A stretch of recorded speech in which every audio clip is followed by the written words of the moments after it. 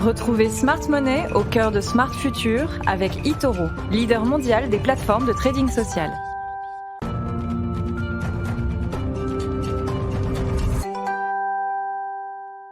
Smart Money, comme chaque semaine, on décortique avec nos experts les placements d'avenir. Aujourd'hui, on se pose la question, est-ce le bon moment pour investir dans les énergies renouvelables ? Antoine Fraisse-Soulier, responsable de l'analyse des marchés chez eToro France, est avec nous. Bonjour Antoine. Bonjour. On va peut-être commencer par rappeler ce qu'est une énergie renouvelable. Oui, Antoine. alors effectivement, une énergie est dite renouvelable lorsqu'elle provient de sources que la nature renouvelle en permanence, par opposition aux énergies fossiles, par exemple, dont le stock peuvent s'épuiser. On les appelle aussi les énergies propres ou les énergies vertes parce que leur exploitation engendre finalement très peu de déchets et peu d'émissions polluantes, au contraire des énergies non renouvelables qui sont beaucoup plus polluantes. Aujourd'hui, la part des énergies renouvelables dans la production d'énergie mondiale a vraiment augmenté depuis 30 ans. Elle est passée de 1% en 1990 à 26% aujourd'hui, donc dans la production d'énergie mondiale. Et il en existe 4 sources, c'est ça, d'énergie renouvelable ? Oui, tout ça, exactement. Les principales donc, sont l'énergie solaire, l'énergie éolienne, il y a également l'énergie hydraulique et puis également la biomasse qui est un petit peu moins connue. Alors, l'énergie hydraulique, c'est la principale énergie renouvelable en fait. C'est 70% des énergies renouvelables et 15% de la production d'électricité mondiale. Pourquoi ? Parce que l'eau, en fait, c'est la source la plus abondante en termes d'énergie. Ensuite, la deuxième, c'est la biomasse.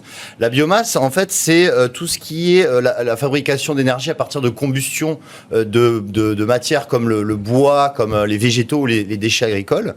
Et ensuite, on trouve l'énergie éolienne et l'énergie solaire. Ça représente 2 et 3% de la production d'électricité mondiale. Qui sont les grands acteurs du secteur des énergies renouvelables, Antoine ? Alors, les grands acteurs pour l'énergie solaire, d'une part, ce sont les Américains. On va retrouver des sociétés comme First Solar, comme Solar Edge Technology ou Sunrun, qui pèsent entre 10 et 13 milliards de dollars. Dans l'éolien, les leaders mondiaux sont les Danois. La plus grosse boîte mondiale d'éoliennes s'appelle Vestas Wind, qui est une société danoise qui a un parc de 38 000 éoliennes, réparties dans plus de 30 pays. Ensuite, Cocorico, j'ai envie de dire, pour le central hydraulique, c'est EDF qui est le numéro 1 européen, avec 10% du marché. Dans la biomasse aussi, on a des Français comme Albioma aussi, qui est une société française assez connue, spécialisée dans la biomasse. Mais est-ce que ces énergies renouvelables vont devenir notre principale source d'électricité à l'avenir ? Eh bien, c'est une bonne question et c'est vrai qu'on peut imaginer que oui, parce que les avancées technologiques et puis aussi la prise de conscience de l'opinion publique, qui est un réchauffement climatique, on peut imaginer qu'un jour, la principale source d'énergie sera renouvelable.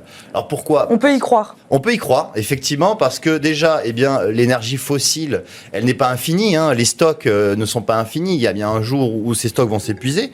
Aussi, il y a une volonté de certains pays. On le voit notamment, par exemple, l'Islande, c'est le seul pays au monde qui est 100% renouvelable en termes de production d'énergie. Mais on voit qu'il y a certains pays qui tendent vers le 100% renouvelable. On a par exemple la Californie qui souhaite devenir 100% renouvelable en 2025. Et il y a aussi en termes de rentabilité économique, c'est-à-dire que les projets sont quand même beaucoup plus rentables aujourd'hui. On a le coût des panneaux photovoltaïques, par exemple, a diminué de 70% depuis 10 ans. Donc le coût de fabrication est quand même beaucoup plus attrayant aujourd'hui pour l'éolien et pour le solaire. Je crois qu'il y a aussi une énergie renouvelable du futur dont vous vouliez nous parler. C'est ça, c'est-à-dire que c'est une énergie... assez étonnant. C'est assez étonnant, c'est vrai. C'est le magma. Le magma va probablement dans les prochaines années une source d'énergie aussi renouvelable.